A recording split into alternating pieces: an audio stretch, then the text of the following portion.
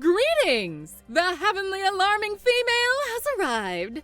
That's right, my master. I, Ame-no-Uzume, have answered your summons as an alter ego. I even borrowed the body of my best shrine maiden to be here just for you. Really, can you ask for a better servant than the goddess who outsmarted the sun?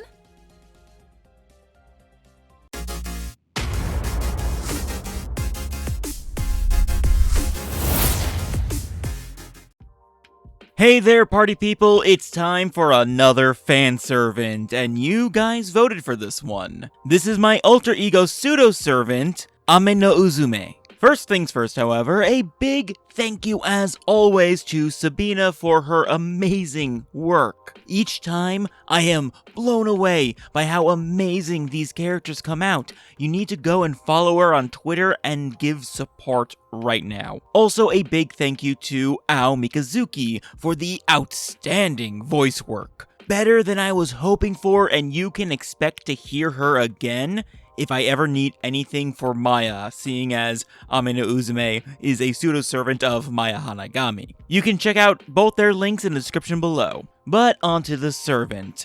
As I just mentioned, this is a pseudo-servant with Maya Hanagami, my primary Fate OC and channel mascot, playing as host. For info on her, I have an entire video that you can go check out for the full context, but I will give some lore for her here as well. Maya is indeed a shrine maiden, having practiced and learned at the Hanagami family shrine, which is dedicated to Ame-no-Uzume. This is the very same goddess that punished the family during the Heian period for trying to crossbreed with Oni in an attempt to gain more power. As a result, Maya is the first in several generations to be able to practice magecraft and has the family mystic eyes of understanding. This is actually her first skill as well, being the same name. It allows Ame-no-Uzume to copy a single enemy's non-permanent buffs, and charge up her NP as well.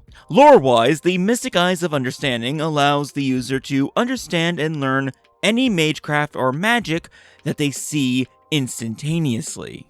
It's just the knowledge though, so it's not like Maya can necessarily copy a spell on the spot, but she may be able to figure out a counter or how to cast it later on. Had to translate that into game mechanics though, so I went with copying buffs and charging the NP gauge.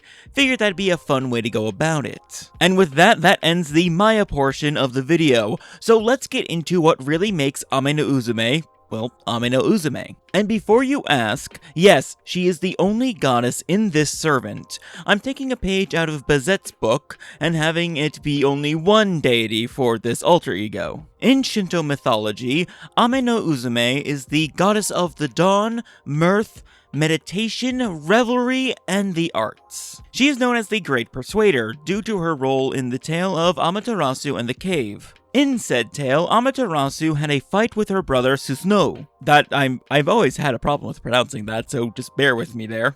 And it led her to hiding deep inside a cave, depriving the world of sunlight. The various deities made attempts to get her out, but the clever Ame-no-Uzume was the one to succeed. Her success is the inspiration for her second skill, luring out the sun. With this skill, she applies target focus onto herself. Along with this, allies with the sun or divine trait get a defense debuff, but a buff to their attack and NP damage. In order to coax out Amaterasu, Ame-no-Uzume decided to put on a show. First, she put up a mirror of polished bronze and jade outside of the cave's entrance. And then she began to dance on an overturned tub in front of all the other deities. It was a joyous and humorous dance, along with being a strip show, causing everyone to laugh and cheer. Amaterasu heard this commotion, and curiosity caused her to go and see what was happening. Outside, she saw her own shining reflection in the mirror that was hung there, and she went to take a closer look. When she did,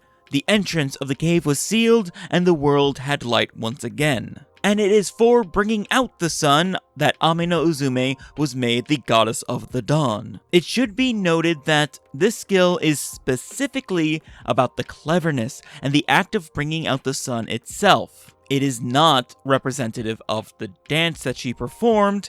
That comes later. Also, I do want to say that in-universe, outside of FGO game mechanics, this skill can also be used as a secondary noble phantasm, where Ame-no-Uzume can temporarily summon Amaterasu herself, just like she did in the story that inspired it. Ultimately, the way I picture their relationship is that Ame-no-Uzume tops, and you cannot change my mind. As a side effect, she does have a certain authority over the Tamamos, and hates Koyanskaya with a violent passion for stealing Amaterasu's face. Also, speaking of persuasion and all that, if I can persuade you into liking the video and subscribing to the channel for more fake content like this, that'd be great.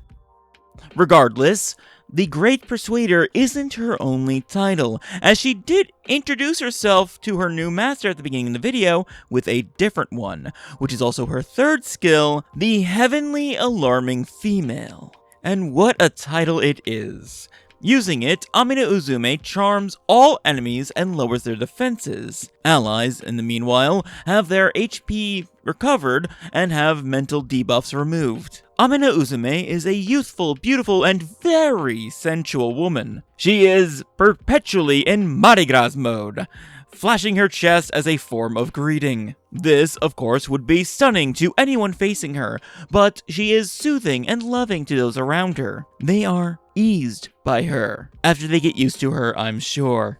If it wasn't for Maya's powerful lesbianism, there would be no one that would be safe from this servant. It's also why Saratohiko, Ame-no-Uzume's husband, isn't involved in this character at all. Otherwise, she would have fox ears or something like that due to his influence. But now, onto her noble phantasm, and to backtrack to the dance that she used to lure out Amaterasu. This dance is very important, as it is not only said to be the first performance, but specifically the first Kagura, a ceremonial dance in the Shinto faith. Her noble phantasm is an art support, where she applies evasion to herself and then removes damaging debuffs such as curse from the party, and then she increases her party's arts, quick, and buster efficiency. For the overcharge, she increases the party's NP gauge. While the dance that Ame-no-Uzume performed is certainly more comical than what you would see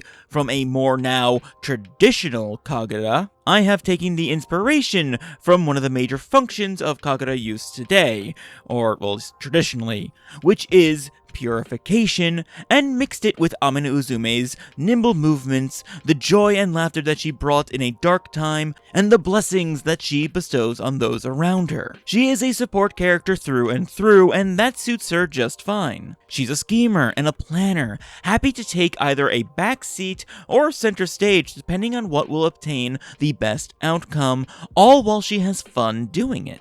I see her ultimately as a Bugs Bunny type character, a trickster but with ultimately a good heart. And remember, in the Fate universe proper, Amaterasu is one of the most powerful beings there is, and Ame-no-Uzume got her to play right into the palm of her hand, and possibly even wrapped around her little finger if I have any word about that. And with that, that is my alter ego, Ame-no-Uzume.